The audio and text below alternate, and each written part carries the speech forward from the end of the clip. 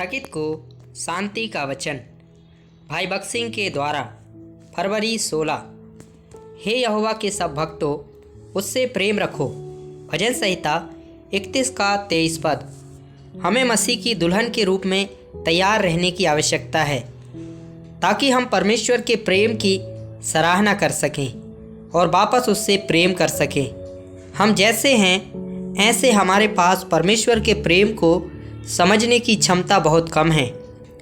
हम परमेश्वर के बारे में तभी सोचते हैं जब हम दुख में या ज़रूरत में होते हैं। उसकी कलीसिया के रूप में वह चाहता है कि हम उस सामग्री को इकट्ठा करने के लिए उसके साथ सहकर्मी बने जिसकी उसे आने वाली नई सृष्टि के लिए आवश्यकता है। इस उद्देश्य के लिए हमें यह समझने में सक्षम होना चाहिए कि वास्तव में कौन सी बातें उसे प्रसन्नता देती हैं। एक नवविवाहित जोड़े की कल्पना करें। युवा दुल्हन अपने पति को प्रसन्न करने के लिए बहुत उत्सुक रहती है। जब तक उसका पति घर नहीं आ जाता, वह अपना भोजन ग्रहण नहीं करेगी। वह अपने पति के लिए अपने प्यार के कारण इतनी ईर्ष्या करती है। कई मामलों में कुछ महीनों के बाद चीज़ें बदल जाती हैं, लेकिन जो वास्तव में प्रभु द्वारा एक साथ जुड़ जाते हैं उनका प्रेम दिन ब दिन बढ़ता जाएगा। यहाँ तक कि परीक्षाएं और कठिनाइयाँ भी एक दूसरे के प्रति उनके प्रेम को बुझाने में विफल होंगे, क्योंकि यह प्रेम उनके रंग रूप और उनके पास जो धन है उस पर आधारित नहीं है। आत्मा, प्राण और शरीर के मिलन में वे तीन तरह से एक साथ जुड़े हुए हैं।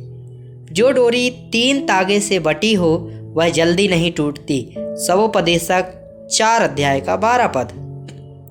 अक्सर पारिवारिक सुख को साड़ियों या भोजन या सांसारिक सुखों और संपत्ति पर निर्भर बना दिया जाता है। यही कारण है कि यह अधिक समय तक नहीं टिकता है और हमें बहुत से दुखी घर मिलते हैं। शादी के कुछ दिन बाद से ही झगड़े शुरू हो जाते हैं। पति पत्नी में सहमति नहीं बन पा रही है। यदि पति कहता है मुझे उत्तर की ओर जाना है, तो पत्नी कहती है नहीं, हमें दक्षिण की ओर जाना है।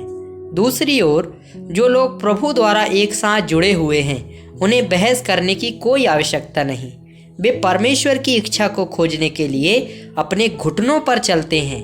उनका एक दूसरे के लिए प्रेम दिन प्रतिदिन बढ़ता जाता है। उसी तरह जब हम प्रभु यीशु के साथ उनकी दुल्हन के रूप में जुड़ते हैं तो हम उनसे प्रेम करना सीखते हैं, और जैसे जैसे हम आत्मिक रूप से बढ़ते हैं हमारा प्रेम बढ़ता जाता है। शुरुआत में हम कह सकते हैं, हे प्रभु, ये वे चीज़ें हैं जिनकी मुझे आवश्यकता है। तू मेरा प्रेमी उद्धार करता है, इसलिए मुझे ये सब कुछ दे और मेरी इच्छाओं को पूरा कर। जैसे जैसे हम आध्यात्मिक समझ में वृद्धि करते हैं हमारी प्रार्थना बदल जाती है। अब हम कहते हैं, हे प्रभु, तेरी इच्छा क्या है और तेरी इच्छा क्या है?